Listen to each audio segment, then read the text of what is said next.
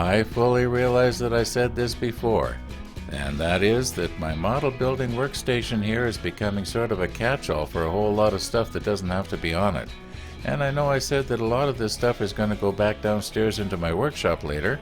Well, that will help a little bit, but still I got a lot of little stuff that, it just doesn't have to be on the table.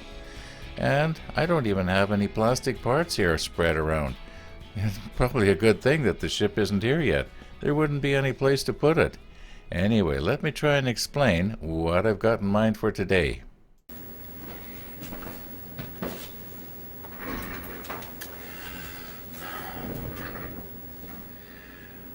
Yeah, so my thinking here is to get a lot of this small stuff that I hardly ever am going to be using onto a shelf that'll go along here. And I think probably the simplest way to do it is, well, at least I think this is the simplest way, is I'll just run something along from here to this piece of plywood, and then I can just lay a board across it. Once again, I'm going to try to use what I've got on hand. It doesn't have to be fancy. Nothing here is fancy. I want it to be functional, not worried about fancy. Very soon after I had uploaded yesterday's video, I came to the conclusion that these homemade late duty or sprue cutters or whatever you want to call them were not going to be very good. Yeah.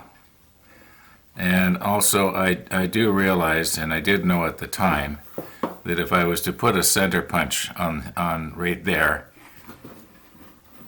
and enlarge this hinge, part of the hinge, so that it was a little bit tighter, that it would have taken some of the play out. I don't know if you could see that. Anyway, I realized that. However, what if I went one tap too many and then it became tight? Then I'm going to be busy with a bunch of grinding compound trying to get it in there and trying to loosen everything up. So that's why I didn't do that. I knew that I could, tighten this, make it a little better. However, what I did do was I ordered a proper pair of sprue cutters. Yeah. And in case you're wondering which ones I ordered the ones from Tamiya. And I realized that they may not be the best, and I know there's probably another brand out there that might be a little better, but I figured that for the money, they're probably about the best. They got good reviews. Anyway, just to let you know, yeah. And then I'll be able to use these for, if I want to snip any wire. I definitely will not be using the Tamiyas on metal. Yeah, just to let you know what's going on here.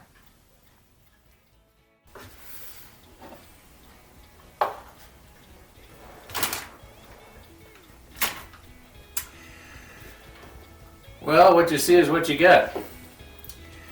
Nothing fancy, but it's functional. And tomorrow I'd like to make a little tray for commonly used items that I can just sort of pick it up and move it around, get it out of the way if I need to.